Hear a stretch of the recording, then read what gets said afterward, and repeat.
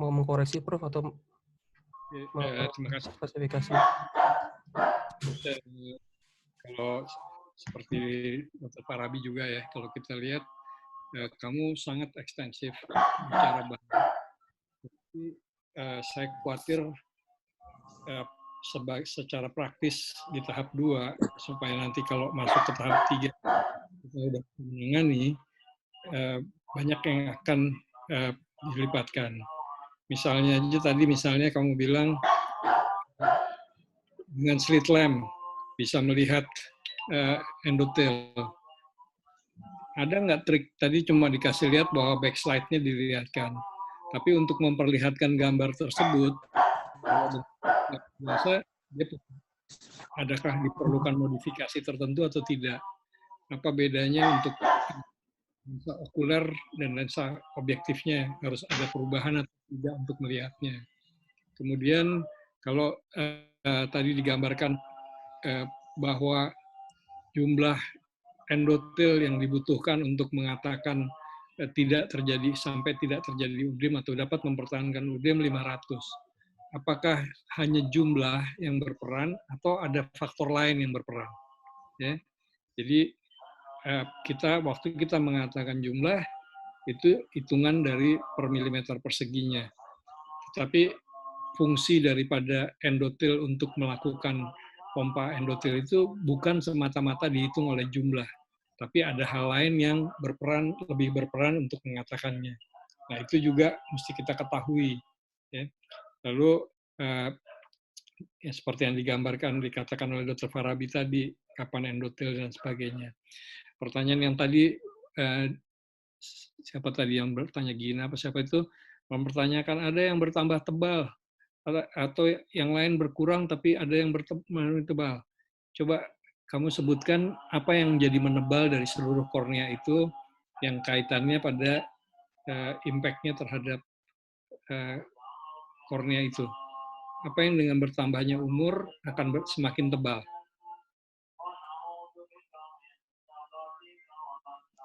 Baik, terima kasih Prof. Cahyono. Yang bertambah tebal, sepertinya ada 2 lapisan dari kornea, Dok, yang stroma dan descemet, Prof. Jadi efeknya mungkin ya, karena densitasnya bertambah, media refraksinya juga istilahnya lebih tebal. Jadi mungkin cahaya itu akan lebih bisa terrefraksikan, Dok. Jadi bisa berpengaruh sih sebenarnya untuk jumlah cahaya dan sudut masuk dari cahaya tersebut ke dalam mata. Oke, ya. Ada yang bisa bantu nggak itu yang lain? Karena waktu kita udah singkat. Ada yang bisa bantu nggak? Yang tahap 3. Coba kamu gambarnya kamu keluar dulu, saya yang gantian share. Boleh, Dokter.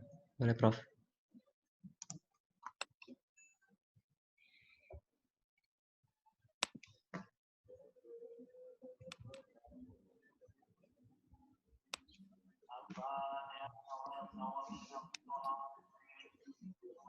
Ya, pada saat kita bicara kornea, saya selalu berulang-ulang menggambarkan ini. Saya nggak tahu apakah yang tahap 3 pernah lihat ini apa enggak.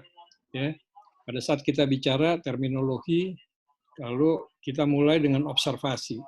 Jadi apa yang tadi kamu gambarkan melihat di slit lamp dan sebagainya itu adalah observasi. Waktu observasi, kita hanya menuliskan apa atau menggambarkan apa yang kita lihat. Kemudian kita harus membandingkannya dan compare and contrast. Artinya apa? Kita bandingkan, kita sama-samakan, kita beda-bedakan. Dan baru analytical thinking, cara berpikirnya. Okay. Waktu kita bicara kornea, kita tidak semata-mata bicara anatomi dalam konteks biologi, tetapi biologinya harus dikaitkan dengan optik. Waktu bicara optik, itu bicaranya biofisik. Tadi kamu singgung sedikit.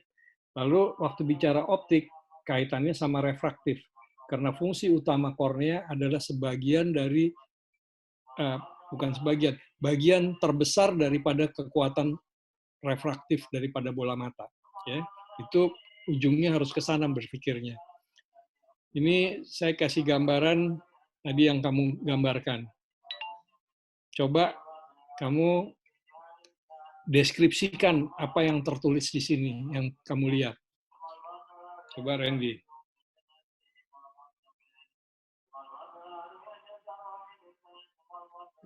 Baik, Prof.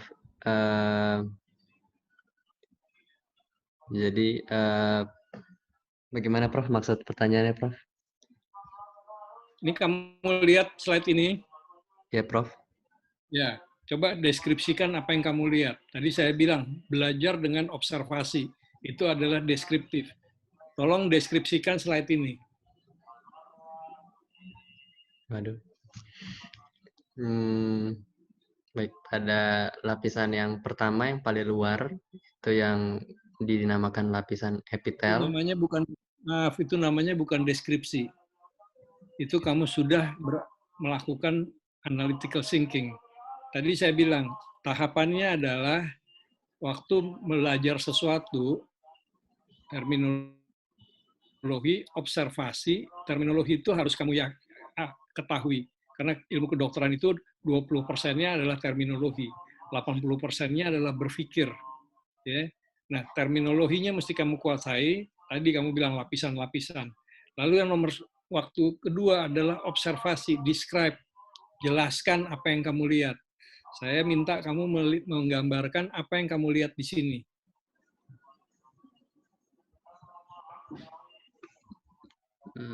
Oke. Lapisan sel epitel itu dia terdiri. Saya nggak minta kamu baca epitel. Saya bilang deskripsikan apa yang kamu lihat. Jangan mulai berpikir. Kalau deskripsi, ya apa yang kamu lihat. Misalnya, oh orang itu cantik, orang itu gendut, orang itu kurus, mobil itu merah, itu adalah deskripsi. Baru kamu baca epitel terdiri, itu udah jawaban, udah analisa. Ya. Jadi cara berpikir tuh mesti ditata. Kamu menuliskan dengan baik, tapi kamu tidak mendapatkan clue-nya nanti. Karena terlalu banyak yang bisa baca. Coba deskripsikan. Oke, baik. Saya coba lagi ya, Prof. Core-nya terdiri dari 5 lapisan. Yang pertama sel lapisan epitel. Oke, stop. Itu ada yang bisa bantu? Yang tahap 3 yang pernah kuliah sebelumnya di tahap 2.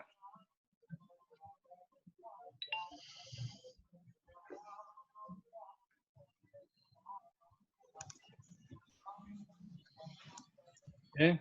Kalau kita melihat seperti ini, kita cuma katakan ini layar kiri, ada warna kuning, ada warna hijau. Yang kuning ditulis dengan huruf besar, yang kiri, yang hijau huruf kecil. Itu. Kalau analisanya baru, bedanya apa sih antara yang ini? Itu adalah tadi, udah mulai berpikir. Oh, yang epitel terdiri atas 1, 2, 3, 4. Stroma ada 2. Basement membran ada ini. Nah, kalau tadi kamu bilang ada yang makin tebal, kamu bilang yang makin tebal ada stroma, di mana mungkin stroma menebal? Apa yang merupakan produk, apa yang merupakan struktur. Ya, itu selalu berpikirnya seperti itu. Kalau satu jaringan, satu sel, apa yang struktur, apa yang merupakan di produk produksi. Ya. Ini tadi gambaran sebelah kanan adalah gambaran metabolismenya. Ini saya balikin lagi sekarang. Waktu kita bicara transparansi, ini saya tuliskan lagi. Coba kamu deskripsikan lagi yang apa yang tadi sudah kamu bicarakan. Deskripsikan dari slide ini.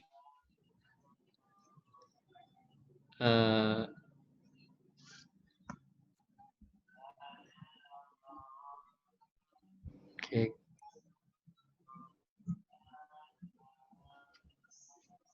Transparansi dari kornea itu dipengaruhi oleh tear film kornea. Jangan membaca. Saya nggak minta kamu melakukan analisa dulu.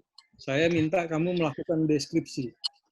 Ada 2 baris tulisan dengan warna hijau, Prof. non-keratizing epithelium dan avascular tissue. Kalau masuk itu kita udah bicara gini, kalau kamu membaca sesuatu, hutannya dulu, bukan pohon apa. Kalau Oke. kamu masuk hijau itu udah bagian dari hutan. Hutannya adalah dari atas ke bawah. Baca dulu lengkapnya bagaimana, baru kamu bisa berpikir. Korneal, ini mengenai transparansi kornea. Jadi ada terbagi dari 2 baris tulisan warna biru Prof dengan huruf kapital, terfilm dan aqueous humor, dan 1 subjudul warna putih tulisannya dengan kapital kornea. Dari kornea tersebut. Stop di situ. Apa artinya seperti itu gitu.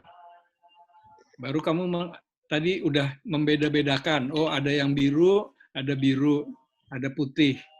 Ini adalah deskripsinya dan membeda-bedakannya. Huruf besar, huruf besar, huruf besar. Tapi kalau kamu analisa, apa artinya ini? Analisa saya 3 subjudul dengan kapital ini merupakan 3 faktor yang membantu transparansi dari kornea, Prof. Stop. Ada yang bisa bantu? Ya, izin Prof. Hafiz Prof. Ya. Kalau untuk analisanya di sini ada tear film, kornea dan aqueous humor itu dibuat dengan huruf kapital semua. Ini menandakan bahwa tear film sama aqueous humor dengan huruf yang sama itu berarti komposisi sifatnya sama, yaitu cair, sedangkan kornea itu sifatnya padat, Prof. Oke, bagus. Jadi di depan kornea, di atas kornea ada tear film, di bawah kornea ada aqueous humor. Baru bicara korneanya yang transparansi, apa saja syaratnya? 1, 2, 5. Tadi kamu bicara panjang lebar, Andi, coba sekarang jelaskan lagi. Ada apa lagi yang kamu lihat? Dari bagian yang kornea, Prof, itu 2 yang pertama dengan tulisan warna hijau.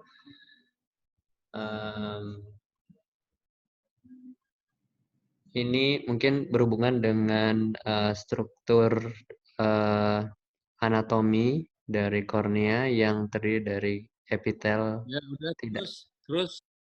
Oke. Waktunya mepet, terusin cepat.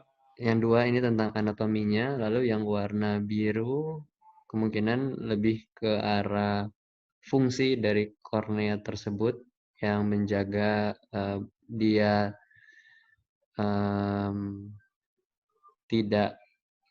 tidak dapat dilewati oleh cairan-cairan tertentu, mungkin epitelnya dan endotelnya intact, menjaga supaya dia tetap semi permeable, dan juga fungsi dari pompa endotel ini juga merupakan fungsi fisiologis supaya cairan yang ada di dalam aqueous humor tidak masuk ke dalam stroma, atau cairan ekstra di dalam stroma itu dapat dipompa keluar, Prof. Lalu untuk yang tulisan warna kuning,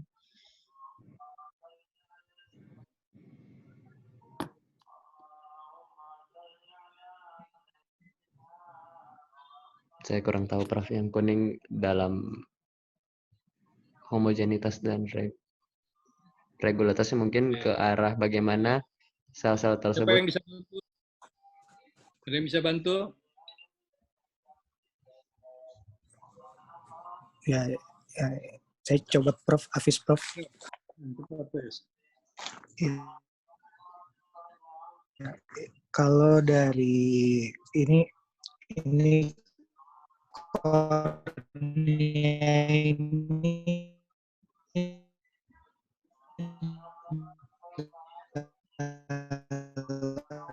dalam penjelasan poin-poinnya ini ada yang berwarna hijau, biru, kuning, sama putih. kalau menurut saya untuk ini bergantung pada fungsi kornea itu sendiri, sifat kornea itu sendiri. Kalau yang luar dari kan fungsi itu sebagai optik, Prof. Oke, saya potong ya sekarang. Tadi kita udah bicara di sini biru-biru. Artinya apa ini? Samaannya apa? Ini sama ini apa? Berhubungan dengan cairan, Prof. Dengan cairan. Waktu kita bilang tadi bolak-balik bicara deturgescence, bicara dehidrasi relatif, air. Kenapa bisa ini? Karena ada etnofam. Ini juga air. Tadi Randy udah bilang, intake impelium supaya dia semi-permeable. Kalau sekarang ini rusak, apa yang terjadi sebetulnya? Adalah hilangnya homogenitas dan regularitas daripada struktur kornea. Ini bicara optiknya. Ya.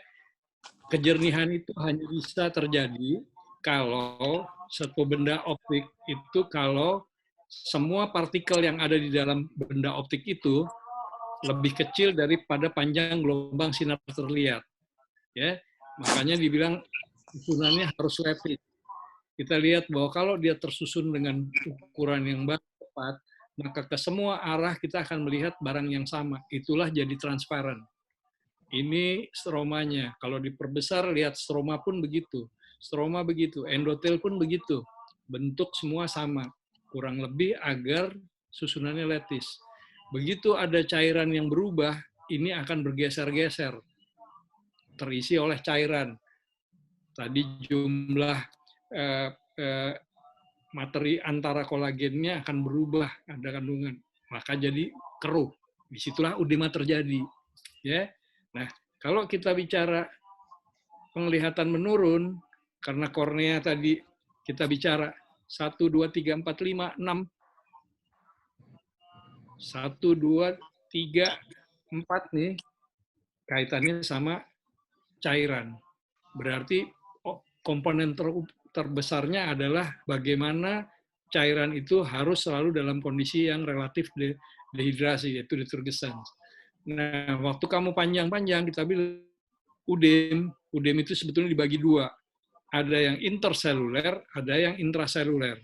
Tadi Dr. Farabi tanya tentang Descemet fold. Itu masuknya adalah interseluler. Ya. Kalau yang intraseluler, pada kondisi apa?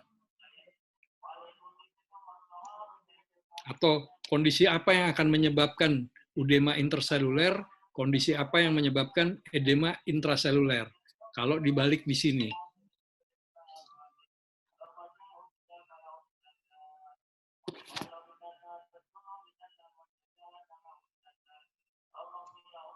Kalau dia permasalahannya di barrier, Prof, mungkin dia akan menyebabkan edemanya yang interseluler, Prof. Kalau dia permasalahannya ada di pompanya, lebih ke arah intraseluler, intra edemanya.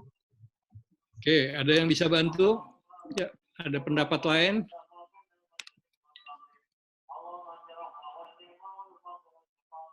Yuk, siapa yang tahap 3?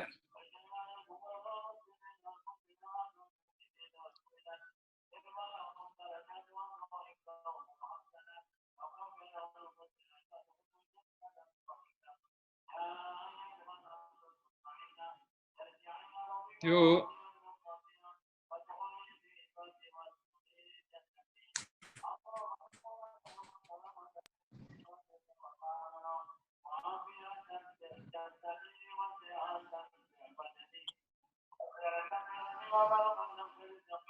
Ayo, siapa yang bisa bantu?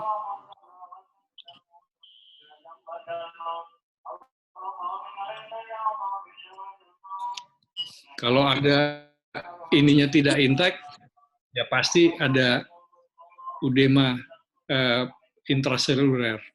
Kalau endothelial sunfam, kalau tidak intact atau jumlahnya berkurang, walaupun dia intact, endothelial sunfam berkurang, ya terjadi juga udema intraseluler.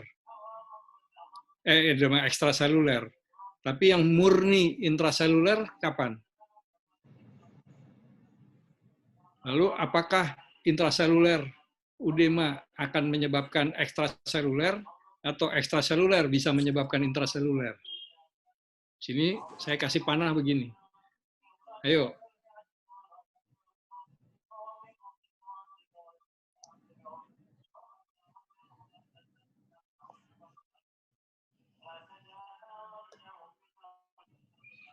Ayo, siapa yang bisa bantu?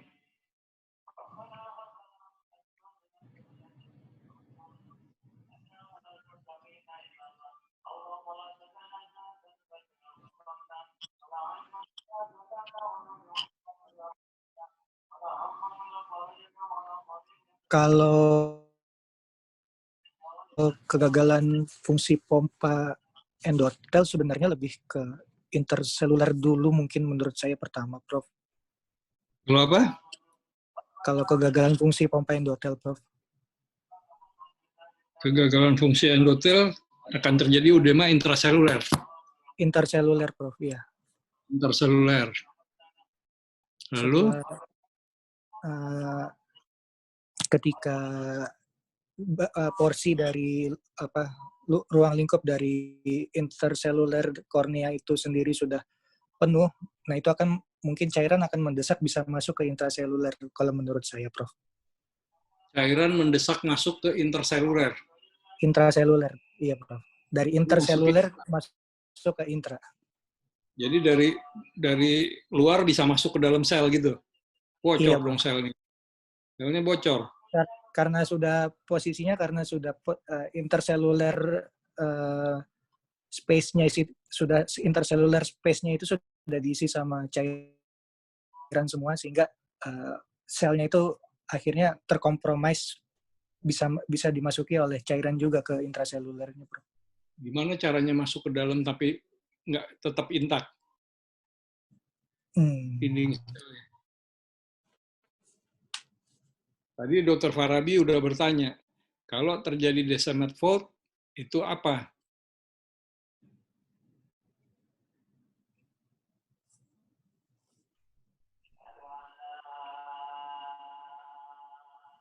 Jadi bagaimana kebalik kamu bisa bilang sekarang kalau dia intraseluler, itu terjadi akibat ekstraselulernya atau interselulernya mendesak masuk. Artinya selnya pecah dong kalau gitu. Kan tadi kamu bilang harus intak epitel endotelnya supaya nggak tetap transparan. Oke. Ayo, ada yang bisa bantu?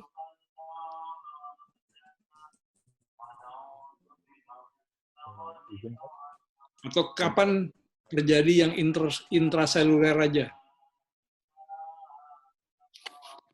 Izin jawab, Prof. Kalau untuk Apa? ya dengan ridho, Prof. Izin, Prof. Yuk, silakan. Kalau untuk tadi kalau pada yang tampak terlihat Descemet fault itu terjadi akibat edem interseluler, Prof. Itu akibat endothelial pump leak-nya, pump dysfunction atau pump leak. Nah, sementara kalau untuk edem intraseluler itu dia terjadi di lapisan epitel biasanya karena hipoksia jaringan epitelnya, Prof. Oke, ada yang lain yang bisa bantu? Pertanyaan saya tadi, jawab ini dia dulu deh. Kapan terjadi yang intraseluler?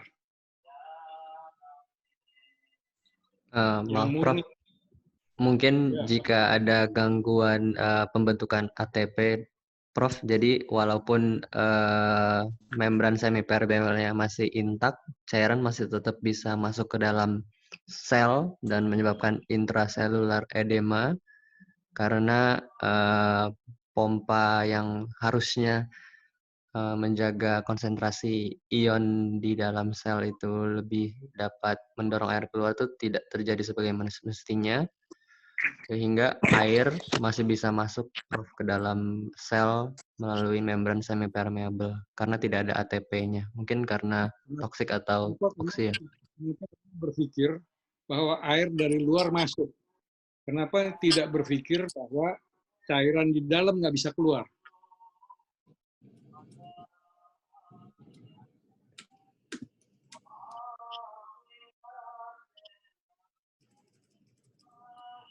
Ya. Kita harus berpikir bisa bolak-balik. Cairan dari dalam nggak bisa. Yuk, siapa yang bicara? Silakan. Yuk. Ayo, cepat, waktunya udah mepet nih. Halo.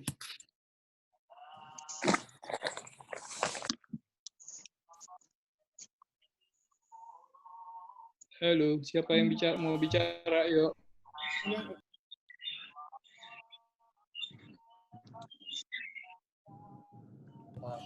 Izin Prof, mohon maaf Prof. Saya Stella Ya. Prof. Boleh saya coba itu Prof, mohon maaf Ya, kalau sebelumnya kalau salah. Kalau dari yang saya ketahui Prof, jadi kalau intraseluler itu mungkin karena akibat dari permasalahan dari selnya sendiri. Jadi mungkin bisa disebabkan oleh penyakit-penyakit yang sebenarnya menyebabkan kelainan dari endotelnya seperti fus dystrophy atau yang lainnya. Karena sebenarnya kalau dari yang saya ketahui, kalau tidak salah seharusnya kan endotel itu kan memiliki pompa yang untuk mengatur kadar cairan yang seharusnya dia tuh bisa mengeluarkan cairan yang ada di dalam untuk keluar Prof, sehingga untuk mempertahankan kadar cairan di dalamnya. Jadi mungkin kalau yang intraseluler disebabkan oleh permasalahan selnya juga, selain endotel mungkin epitel juga punya mekanisme itu di mana itu sehingga bila terjadi permasalahan di intraselulernya di selnya sendiri kadar air di intraselulernya itu akan berubah sehingga terjadi edema intraseluler yang mungkin antara intra dan interselulernya terakhirnya juga akan saling mempengaruhi, Prof. Oke, bagus. Sekarang pertanyaannya, nanti saya belum jawab betul ya, tapi pertanyaannya kapan sih terjadi yang namanya edema interseluler atau gejala kliniknya apa? Yang edema intraseluler, gejala kliniknya apa?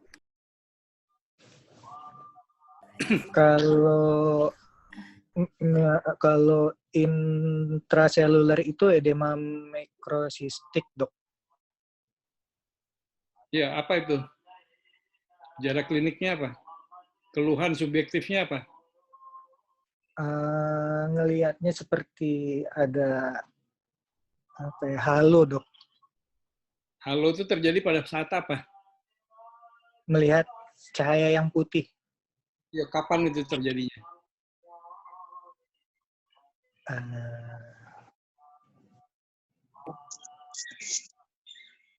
Kapan pasien dibilang, oh ini ada halo, terus kita harus berpikir. Mungkin karena tekanan intraokulernya tinggi, makanya menyebabkan korneanya jadi edem. Jangan mungkin, bilangnya adalah pada kondisi tekanan intraokuler tinggi. Apakah pada tekanan intraokuler tinggi, yang pada saat ada halo, kita melihat edema seperti yang di kiri ini, yang interseluler? Atau pada pengguna lensa kontak, zaman dulu terjadi edema juga. Itu edemanya intraseluler. Ya. Jadi edema intraseluler benar bahwa dia masalahnya di dalam sel. Ya, di dalam selnya metabolismenya terganggu dan sebagainya. Akibatnya apa? Karena dia tadi justru dia nggak bisa keluar. Tadi karena dengan tekanan misalnya pada glaukoma, stromanya terkompresi. Ya, tadi yang missing pada saat kamu Randy bicara tentang edema, mungkin saya belum lihat, belum datang, tapi apakah tadi digambarkan tentang yang namanya swelling pressure, interaksinya dengan intraocular pressure, dengan kekuatan pompa endotel dan sebagainya tadi digambarkan nggak? Ada nggak grafiknya yang memperlihatkan angka-angka tersebut?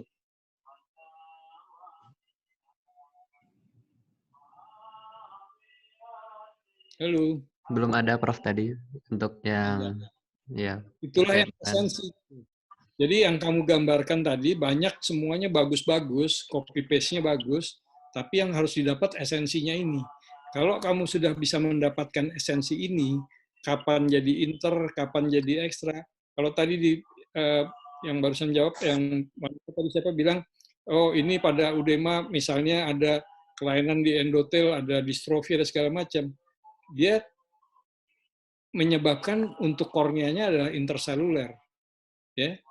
Tapi di dalam selnya sendiri, karena fungsinya nggak berfungsi, dia bisa ini. Jadi kalau dibilang Descemet fault tadi adalah di untranya, itu adalah bagian yang mungkin sebetulnya mulainya, kalau mikrosistiknya adalah adanya bleb di bawah endotel. Ya, itu hanya bisa dilihat dengan specular microscope. Nah, kalau kita kembali tadi pada pertanyaan awal, bagian mana yang akan menebal atau menipis? Jadi jawaban kamu masih belum betul. Untuk Descemet, yang mana yang akan menebal, mana yang akan tetap? Yang anterior, apa yang non-banded? Anterior banded, apa yang posterior non-banded? Lalu kalau kamu bilang stroma, yang menebal, yang mana stroma anterior, stroma posterior? Tapi kalau stroma, udah pasti salah. Kenapa salah? Karena selnya sedikit sekali. Makanya tadi saya bilang, harus ada, waktu kita bicara sel, Oke. Saya lewatin dulu sebentar. Saya lihat sebentar ada nggak. Nah, ini kaitannya tadi juga. Ya, kalau tadi digambarkan ini saya tambahkan sekarang. Warnanya saya rubah lagi. Artinya apa? Jadi kaitannya semua mesti dipikirkan seperti itu. Kalau tadi kita bicara anatomi dan optical, ini bicara anatomi dengan spesifik site, dengan larinya ke imunologi nanti. Jadi kalau ini kuasain, kamu bisa udah bicara macam-macam. Makanya saya bilang, terminologi itu 20%, logika 80%. Kalau kamu menguasai terminologi dan kamu coba terjemahkan, kamu bisa berlogika. Ini masih sama, tapi warnanya saya rubah semua sekarang. Ini sama ini kan, sebetulnya sama. Tapi kalau di sini semua hijau, hijau, hijau, di sini jadi lain. Apa artinya? Jadi kenapa dia menebal, kenapa dia bisa berubah? Di sini saya tuliskan. Kalau kita bisa mengartikan. Oke, ada yang bisa bantu?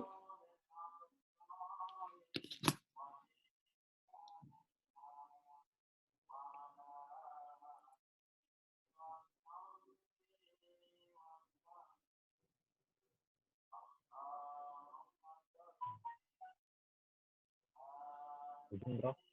Izin menjawab. Ya, Ya, untuk jadi dari lapisan-lapisan ini yang warna ungu atau warna pink ini adalah lapisan yang akan bisa terjadi perubahan, yaitu misalnya endothelial cells, dan jumlah selsnya akan bisa berkurang sesuai kata manusia. Kemudian kalau misalnya terjadi edem, yang kemudian itu adalah anterior stroma. Juga kalau edem di stroma itu yang akan terjadi perubahan ukurannya adalah bagian anterior stroma. Sementara kalau yang warna kuning dia adalah lapisan yang fix atau tetap. Ya. Oke, karena tinggal dikit lagi, saya coba jelaskan ya. Perhatikan ini ya, saya balik dulu ke sini. Ini lapisannya. Lalu kalau kita melihat sesuatu jaringan, kita selalu bicara ada sel, artinya benda yang hidup, dan ada jaringan penunjang. Ya, kalau kita bicara kolagen, bicara glikoprotein dan sebagainya, itu penunjang. Tapi bicara sel, kita lihat. Di sini dilihat, epithelial cell layer adalah sel. Superficial cell, sel. Di sini ada sel nggak? Berarti dia connective tissue. Bowman membran, ada sel nggak? Enggak. Stroma, Descemet membran, sel. Ya. Sekarang kita balik ke sini lagi. Baca. Epitel terdiri dari, lihat, ini. Tapi kalau kita lihat dari atas ke bawah, berarti yang paling dasar adalah basal cell layer. Di sini anterior stroma. Lihat warnanya dibedakan. 1, 2, 3. Ya, merahnya. Basal cell layer punya produk. Produknya adalah basement membrane layer. Ya. Endothelial cell layer punya produk. Produknya adalah posterior non-banded. Berarti dua yang biru ini jumlahnya akan selalu bertambah sejalan dengan umur.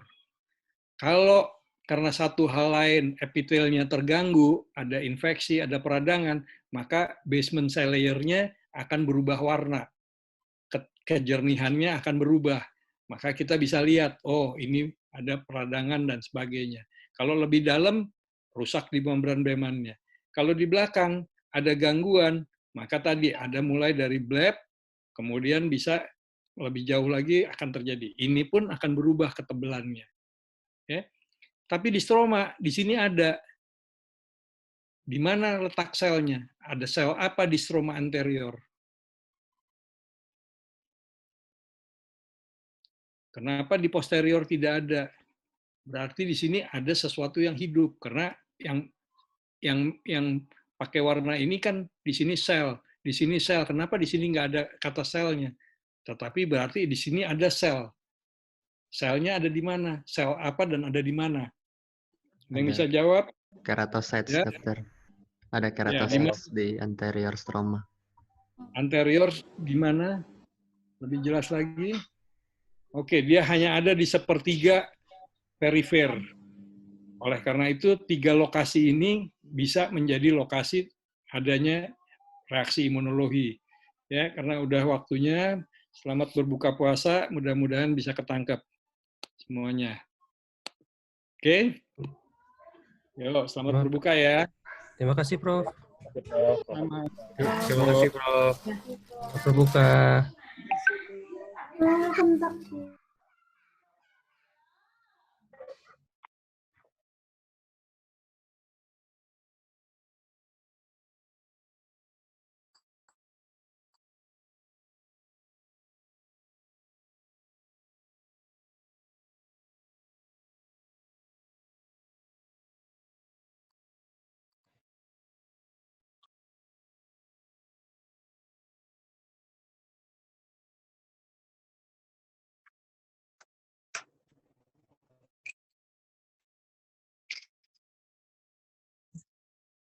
Terima kasih.